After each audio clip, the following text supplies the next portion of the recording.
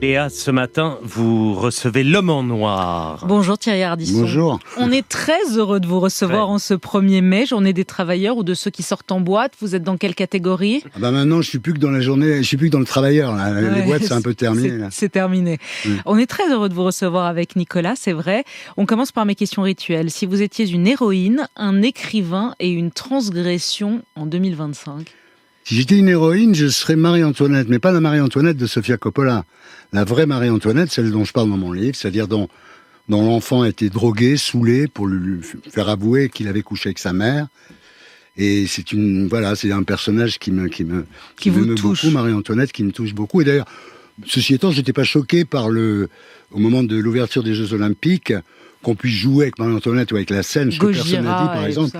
C'est que le tableau de la scène avait déjà été détourné une 50aine de fois, donc ça n'avait rien d'extraordinaire. Ouais, ça vous a pas choqué. Un écrivain ? Philippe Cadic, parce que je crois que moi j'étais un des premiers à le lire dans les années 70. Bien entendu, Le Maître dit au château, mais après il y a eu Total Recall, tout ça. Enfin, il a beaucoup apporté. Moi, toute proportion gardée, bien sûr, mais dans mon livre, il y a cette dimension comme ça où on passe d'une dimension à l'autre, disons, et c'est ça qui me plaît chez Cadic. Ouais. On va en parler. Mais une transgression, si vous étiez une transgression de 2025, c'est quoi l'acte transgressif par absolu ? Il n'y a plus de transgression.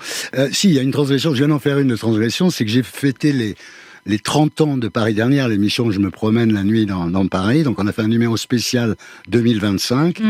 Et à la fin de l'émission, au lieu d'aller dans une boîte de partouze, je vais à Saint-Eustache écouter les grandes orgues.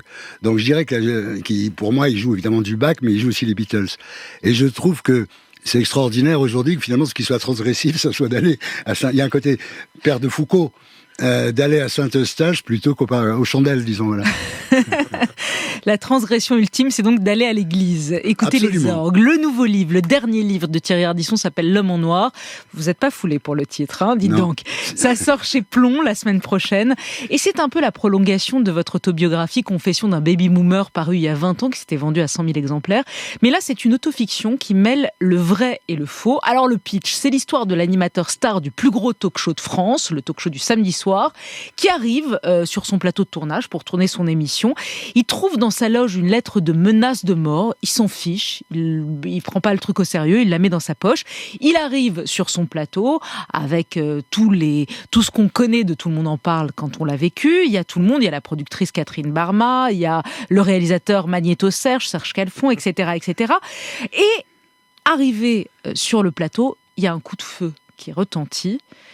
Il se prend une balle et arrive à ce moment-là tous les personnages de sa vie sur le plateau, ses parents, les femmes qu'il a aimées, ses enfants, mais aussi les invités les plus emblématiques de sa carrière, Johnny, Karl Lagerfeld, Gainsbourg, d'Ormesson, Christine Angot, Delon, ils y passent tous, mais aussi Marie-Antoinette, Jésus, même ceux que vous n'avez pas reçus. C'est quoi cette émission folle ? C'est le jugement dernier ? Oui, c'est ça, c'est exactement ça. C'est la dernière valse sous acide, c'est quoi ? Voilà, c'est un jugement dernier sous acide, c'est-à-dire qu'en fait, je me suis dit, il paraît que quand on meurt, on voit arriver tous les personnages de sa vie.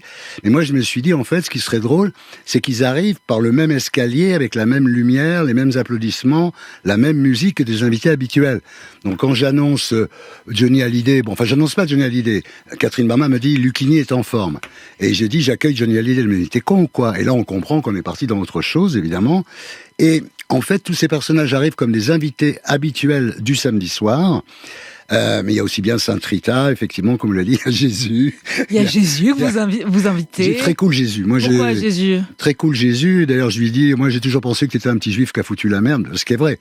Et c'est plus que l'Église catholique, Jésus, c'est vraiment... Moi j'aime le vrai Jésus, quoi. Moi, j'ai j'ai lu ce livre et je l'ai vécu, je me suis dit... Tiens, Ardisson fait son Bowie, il fait son Lazarus. Lazarus, c'est le dernier album de Bowie. Avant sa mort, il sait qu'il va mourir, il sait qu'il est malade et il va mettre en scène sa propre mort. Le clip est dingue d'ailleurs, où on le voit quasiment enfermé dans un cercueil, les yeux couverts, etc. Et quelques mois après la sortie de cet album, il va mourir effectivement. Je me suis dit, qu'est-ce qu'il nous fait là, Ardisson ? Il met en scène sa propre mort ? Oui, de toute façon, oui, j'ai 76 ans. Comme Michel Delpech, c'était 73 ans dans la chanson quand j'étais chanteur. Moi, j'étais animateur. J'ai 76 ans et c'est normal que j'aborde les problèmes de la mort, effectivement, et tout ce qui a été ma vie. Et, disons que je pense que c'est naturel. Je pense que moi, faut pas avoir peur de la mort, parce que comme je dis souvent, de toute façon tout le monde meurt. Je veux dire, même Napoléon, qui était quand même un mec puissant, il est mort. Il est mort. Donc à partir du moment où tout le monde meurt, à part Jésus, tout le monde est mort. Mais vous n'avez pas peur de la mort? Il y a quelque chose Donc, où j'en ai vous peur ou pas, ça changerait rien de toute façon. Donc je préfère ne pas en avoir peur. C'est comme le pari de Pascal. C'est-à-dire, croire ou pas croire, oui, c'est mieux de croire parce que ça enchante le monde. Et la mort, c'est mieux de pas en avoir peur, de toute façon on va mourir. Et en attendant, vous racontez effectivement votre vie à travers ces personnages de fiction ou que vous avez vraiment rencontrés, à travers des souvenirs, des vrais souvenirs de Tout le monde en parle et des trucs que vous inventez. Et Johnny d'ailleurs, il y a un des premiers chapitres, c'est sur Johnny. Qui serait sur le plateau et qui vous raconte que quand il était môme, il a été traité de fils de collabo parce que son fils a été collabo pendant la guerre. Oui. Ça, c'est vrai ou pas? Oui, ça c'est vrai. C'est-à-dire qu'en fait, c'est dans Wikipédia.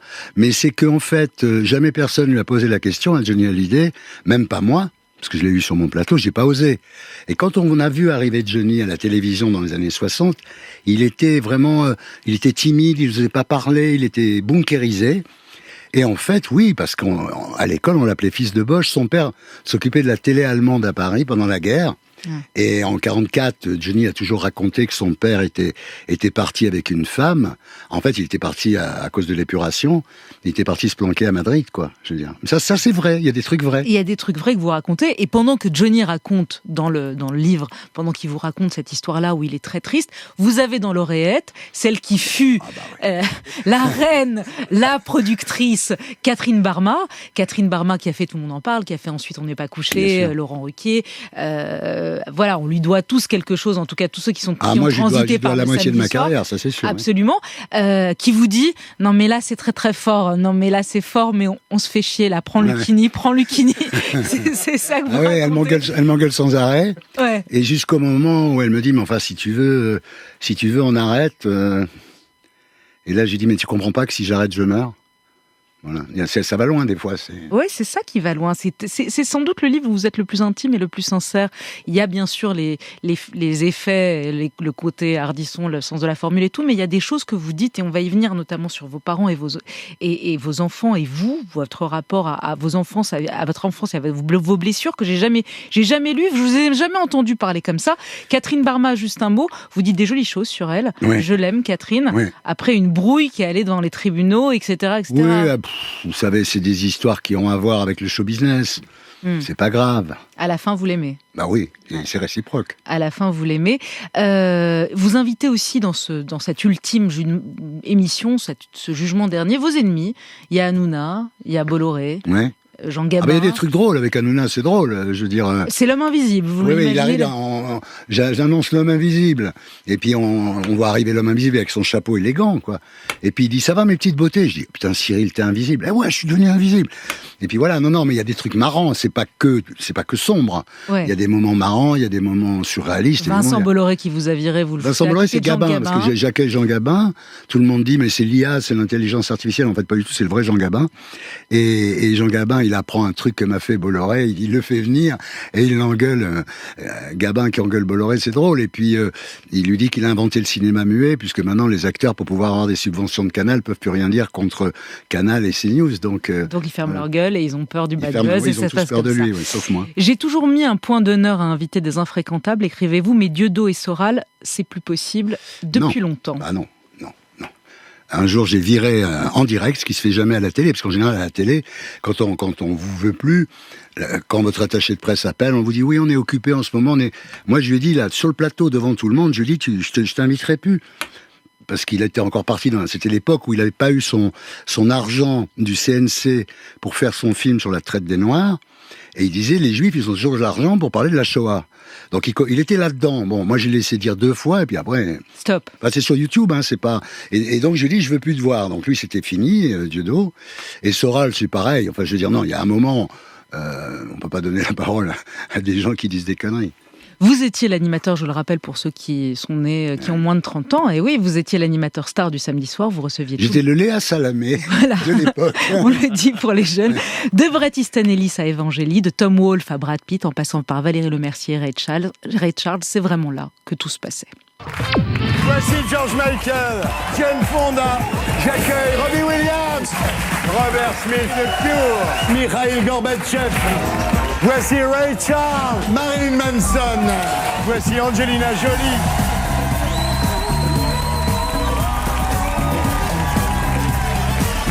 Eh ben, ça avait de la gueule. C'est moi qui vous sympa. le dis. Ouais. L'une des forces de vos émissions, c'était le casting, donc on l'entend. Et Barma m'a beaucoup aidé, il faut dire la vérité. Et oui, les interviews très écrites, très séquencées, avec un ton cash, provocateur, qui vous a été reproché et qui vous est reproché par un certain nombre d'actrices, de chanteuses, d'autrices aussi, que vous citez dans le livre. Vous leur répondez à toutes ces femmes, de Mélanie Thierry à Christine Angot, d'Emmanuel Béard à Vaïna Giocante, et les autres qui vous accusent de les avoir sexualisées, de les avoir réduits au rang, au fond, de nana jolie qui faisait bien dans votre décor et on parlait sérieux avec les mecs, quoi. Oui, c'est-à-dire qu'en fait, si vous voulez, quand Emmanuel Macron m'a donné la Légion d'honneur, je me suis pris une tribune dans Libération de tout un tas de filles, à commencer par Angot, qui disait mais attendez, Macron qui donne la Légion d'honneur à Ardisson, c'est comme s'il me donnait une gifle à moi.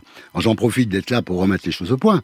D'abord, moi j'ai rien à voir avec MeToo. Il faut quand même le préciser, parce que moi, il n'y a jamais une fille qui est sortie en disant il a fait ci, il a fait ça. Pour cause. Vous n'avez pas de MeToo. J'ai pas de MeToo. Donc déjà, à notre époque, c'est plutôt bien. Bon. Ensuite, quand les gens venaient dans mon émission, il y avait une interview biographique, promotionnelle, et après il y avait ce qu'on appelait l'interview formatée, c'était une petite interview, genre Alerte Rose par exemple. Et la question la plus symbolique d'Alerte Rose, c'est est-ce que Sucé s'est trompé? Mais je l'ai fait à Michel Rocard. Ce que je veux dire simplement, c'est que je le faisais aussi bien à un ancien Premier ministre, et je n'osais pas le demander, je pense à une jeune actrice, ça. Mais je veux dire par là... Il n'y a pas de regret en tout cas, non, vous en parlez. Elle venait pas... Il n'y avait pas d'emprise amoureuse. Elle venait pour la promotion des ventes. Elle venait vendre leurs films ou leurs disques.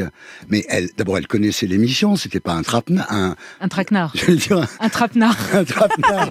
Vous avez fait une... Qui m'excuse. Non, mais bon. Donc, il n'y avait pas de piège. Je veux dire, tout le monde savait où il mettait les pieds. Et elle revenait.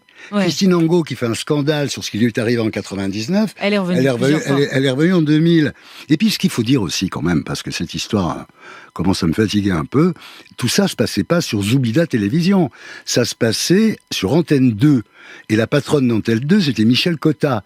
Michel Cotta, elle voyait mes émissions. Les émissions étaient visionnées avant.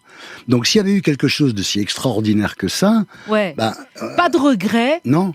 Contrairement à Baffy, qui il y a 2 semaines... Baffy s'excuse, lui. Ouais, il s'excuse. Il a dit, avec Ardisson, on était un peu con, un peu machiste. Mais c'est fou de dire ça. D'abord, il n'a pas à s'excuser. Il doit demander aux gens qui ont été offensés de l'excuser lui. On ne s'excuse pas. Déjà, je lui ai expliqué. Je l'ai appelé après le passage chez vous. Je lui ai dit, il faut déjà que tu apprennes à parler français. Moi, j'étais ni con ni macho. Il dit, avec Ardisson, on était con et macho. Ben, lui, peut-être. Moi, j'étais mais j'étais ni con ni macho. Et puis, vous avez vu dans le livre, je fais 10 pages sur lui, enfin peut-être pas 10, mais... C'est très beau ce que vous dites. Oui, voilà. J'aime Laurent, Vous dites c'est le petit frère de Jean-Yann. Formidable. Et je trouve que aujourd'hui, cracher dans la soupe, 25 ans après, en disant on était con, non, on n'était pas con, on était dans l'époque. C'est sûr que l'époque a changé, tout le monde le sait. Ouais. Ceci dit, en 2010, j'ai retrouvé une interview de vous à Josiane Savigno dans Le Monde, où vous dites « Il faut se méfier de l'institutionnalisation de la provocation. Dans Tout le monde en parle, je finissais par tomber dans une provocation un peu caricaturale.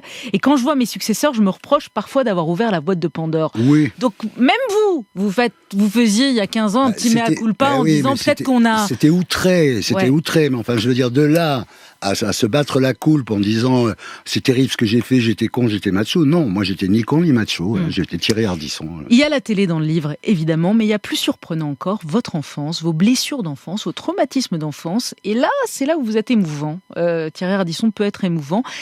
D'abord, l'éloignement de vos parents quand ils vous envoient gamin à la naissance de votre frère chez vos grands-parents. Oui, ma mère était pas faite pour... Enfin, je pense qu'elle était pas... je suis né, elle avait 19 ans, elle savait pas s'occuper de moi. Mon père voyageait tout le temps, on allait il se travaillait au public, donc on déménageait dans toute la France. Il y avait ma grand-mère qu'il fallait supporter à la maison. J'ai une enfance de merde, ça c'est la vérité. D'ailleurs, à 16 ans, je suis parti. Je suis revenu 10 ans après.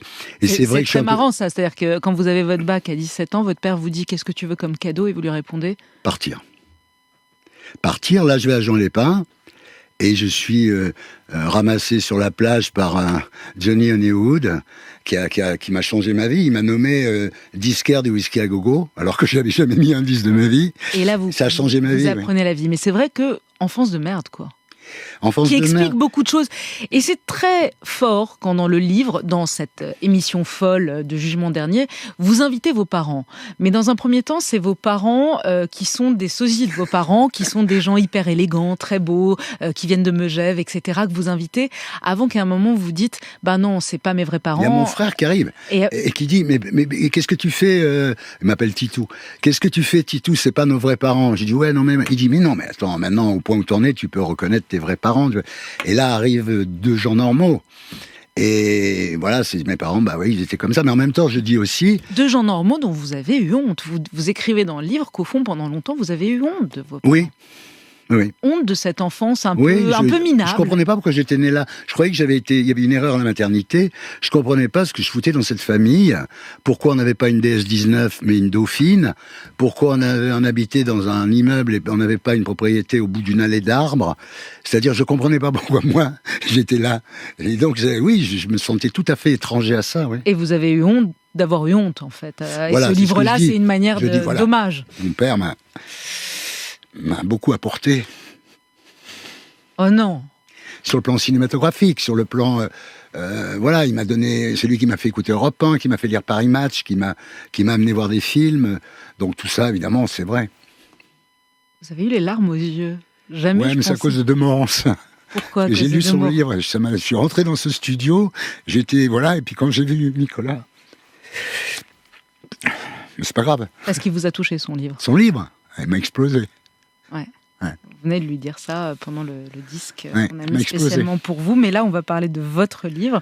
Et là du coup, comme j'ai deux mecs qui chialent devant moi, donc c'est un peu... C'était pas prévu comme ça, donc là on va continuer dans la chialance. Qu'est-ce que vous voulez que je vous dise? Parce que vous parlez aussi de vos enfants dans le livre, et c'est là où c'est toujours... Qu'est-ce que je vous dise? Moi vous m'avez touché. Je me suis dit tiens, ça va être encore un énième bouquin d'Ardisson qui fusille tout le monde. C'est pas les mémoires de Castaldi, vous voyez.